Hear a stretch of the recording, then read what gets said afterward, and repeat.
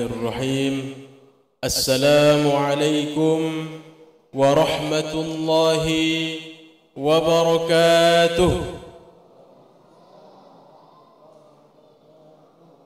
Alhamdulillah wassalatu wassalamu ala Rasulillah nabiyyina Muhammadin ibni Abdillah wa ala alihi wa ashabihi wa man walah. Wala hawla wala quwwata illa billah. Alhamdulillah hadirin wal hadirat jamaah isya dan tarawih rahimakumullah. Senantiasa kita bersyukur kepada Allah Subhanahu wa taala karena banyak sekali orang yang berkeinginan untuk sampai pada bulan Ramadan ini, akan tetapi Allah Subhanahu wa taala telah menetapkan takdirnya, umurnya telah habis, jatah rezekinya telah habis, dan mereka harus kembali ke rahmatullah. Dan kita bersyukur kepada Allah Subhanahu wa taala, kita termasuk orang-orang yang mendapati bulan suci Ramadan. Kemudian kesyukuran kita yang kedua adalah kita termasuk orang-orang yang menghadiri qiyamul lail, qiyamul Ramadan, mendirikan malam-malam Ramadan, yaitu menghadiri salat isya dan tarawih, kemudian lanjutkan dengan witir dan berjamaah. Ini kita termasuk dalam sebuah hadis Nabi sallallahu alaihi wasallam, yaitu man qama Ramadan, siapa mendirikan malam-malam Ramadan dengan keimanan dan ihtisab, mengharapkan pahala dari Allah Subhanahu wa taala, maka Allah berjanji kita termasuk dalam jaminan Rasulullah, yaitu ghufira lahu ma taqaddama min dzambik. Allah akan menghapuskan dosa-dosa kita yang telah berlalu. Kemudian tak lupa kita senantiasa bersolawat kepada Rasulullah Muhammad sallallahu alaihi wasallam, yang mana gerak-gerik beliau, tingkah laku beliau, pembicaraan beliau, semuanya bisa diikuti dan dijamin kalau kita mengikuti contoh tingkah laku beliau dalam kehidupan kita, maka kita dipastikan selamat di dunia sampai di akhirat. Karena Allah Subhanahu wa taala telah menetapkan Rasulullah sebagai nabi akhiruz zaman, yang menjadi nabi terakhir sekaligus menjadi guru para manusia. Yang mana siapapun dia, orang kota ataupun orang desa dia, tidak mengenal suku manapun dia, dari Sumatera sampai Papua, siapapun dia, ketika mengikuti tuntunan hidup Nabi kita Muhammad sallallahu alaihi wasallam, maka orang tersebut dipastikan selamat di dunia sampai di akhirat.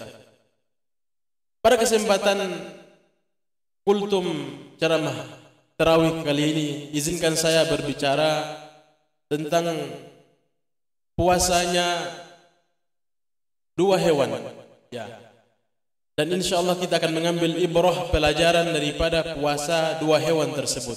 Hewan apakah itu? Jadi ternyata dalam siklus kehidupan makhluk di permukaan bumi ini, ada hewan-hewan tertentu ketika dia ingin meningkatkan kualitas hidupnya, dia mesti berpuasa. Namun ada juga hewan-hewan tertentu ketika dia berpuasa tidak merubah apapun karakter maupun sifat tingkah laku hewan tersebut. Maka hewan pertama adalah, kita pernah mengetahui atau mendengar ular, ya. Ular itu pernah berpuasa. Ular itu berpuasa juga untuk melepaskan kulit lamanya untuk menggantikan kulit yang baru, maka ular mesti berpuasa. Jadi ular ini berpuasa bertujuan agar kulit lamanya terlepas dan tumbuh kembali kulit yang baru. Tapi apakah setelah ular ini berpuasa kemudian merubah karakter sifat ular tersebut? Ternyata tidak. Setelah ular berpuasa terlepas kulit lamanya, kembali ke kulit baru lagi. Ini ular tetap ular namanya. Tetap ular namanya, sifatnya pun masih sama, suka mematuk, suka mengganggu. Masih suka mengganggu. Maka ini puasanya ular. Sehingga puasanya dia tidak berubah apapun dalam dirinya kecuali tampilan bajunya saja. Jadi sebelumnya karena kulit lama, setelah berpuasa dapat kulit baru. Hanya itu saja. tidak berubah sifat, tingkah lakunya tidak berubah sama sekali. Kemudian yang kedua, ada hewan yang kedua yang berpuasa juga, yaitu ulat. Apa? Ulat. Ulat ini berpuasa juga. Ketika dia bosan dengan tingkah laku dia, ulat ini sama, sifatnya suka merusak juga, memakan dedaunan. Kalau musim ulat ini mereka banyak berkembang biak, ini maka banyak sekali kita lihat dedaunan itu bolong-bolong dimakan sama ulat-ulat. Tapi ketahuilah, ulat ini punya keistimewaan. Ketika dia ingin merubah kehidupannya, maka dia akan masuk dalam kepompong. Dia akan masuk dalam kepompongnya, lalu kemudian setelah masuk dalam kepompong tersebut, dia berpuasa, dia tahan matanya, dia tahan mulutnya, semua dia tahan. Ketika selesai puasanya, maka kepompongnya pun akan lepas. Setelah lepas kepompongnya, maka keluarlah makhluk baru. Namanya bukan lagi ulat, tapi menjadi kupu-kupu. Nah, ini Masya Allah. Jadi luar biasanya, ketika ulat-ulat ini berpuasa, di akhir daripada puasanya dia mendapatkan karakter yang baru.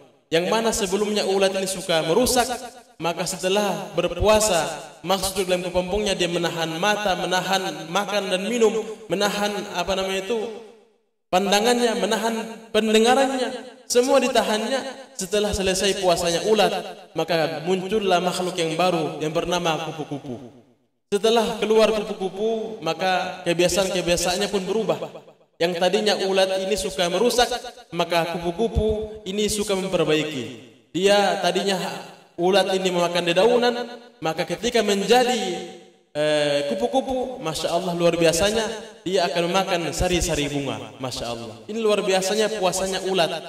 Maka hadirin jamaah Isya dan tarawih rahimakumullah, kita mari masing-masing kita melihat dalam diri kita ini termasuk puasa ular atau puasa ulat. Jangan sampai kita ini puasa ular, kita tidak tahan mata, tidak tahan telinga juga. Puasa tapi suka melihat hal-hal yang haram misalnya. Puasa tapi mulut masih suka membicarakan kejelekan orang lain. Puasa tapi masih suka tidak menahan amarahnya. Ketika marah dilampiaskan saja. Maka hadirin, mari kita tiru puasanya ulat. Kenapa mesti ditiru puasanya ulat? Karena ketika kita meniru puasanya ulat, Masya Allah, di akhir daripada Ramadan ini kita akan mendapatkan gelar dari Allah, yaitu la'allakum tattaqun. La'allakum tattaqun di sini adalah kita senantiasa dalam golongan orang-orang yang bertakwa kepada Allah Subhanahu wa taala. Siapa orang bertakwa? Orang yang bertakwa itu Allah firmankan, u'iddat lil muttaqin. Surga itu disiapkan untuk orang-orang yang bertakwa. Siapa orang bertakwa? Alladzina yunfikuna fis sarra. Orang bertakwa itu suka berinfak, suka mengeluarkan hartanya untuk kebaikan. Fis sarra wad dharra, dalam keadaan senang maupun susah, dalam keadaan lapang maupun sempit. Itu ciri-ciri orang-orang yang bertakwa. Maka siapa itu orang yang tidak bertakwa? Kebalikannya, dia tidak mau mengeluarkan hartanya dalam keadaan lapang, apalagi sempit. Maka hadirin, kemudian ciri orang bertakwa selanjutnya adalah wal kadhiminal ghaidh. Dia mampu menahan amarahnya. Ketika marah, bukan berarti kita manusia normal itu tidak bisa marah. Bisa marah, tapi mampu menahan amarahnya. Ketika takwa telah masuk dalam hati kita, maka kita mampu menahan amarah kita. Kemudian selanjutnya adalah ciri orang bertakwa selanjutnya adalah wal afina 'anil nas, mampu memaafkan kesalahan manusia, tidak pendendam, tidak suka menyimpan amarah. Ketika dia bermasalah sama orang ataupun orang bersalah sama dia, maka dengan cepat dia memaafkan kesalahan orang lain. Maka hadirin, semoga kita termasuk golongan orang-orang yang puasanya seperti puasanya ulat, yang setelah Ramadan nanti kita termasuk orang-orang yang digolongkan la'allakum tattaqun. Demikian kultum singkat dari kami, lebih dan kurangnya mohon dimaafkan. Hadanallahu wa iyyakum ajma'in. Assalamualaikum warahmatullahi wabarakatuh.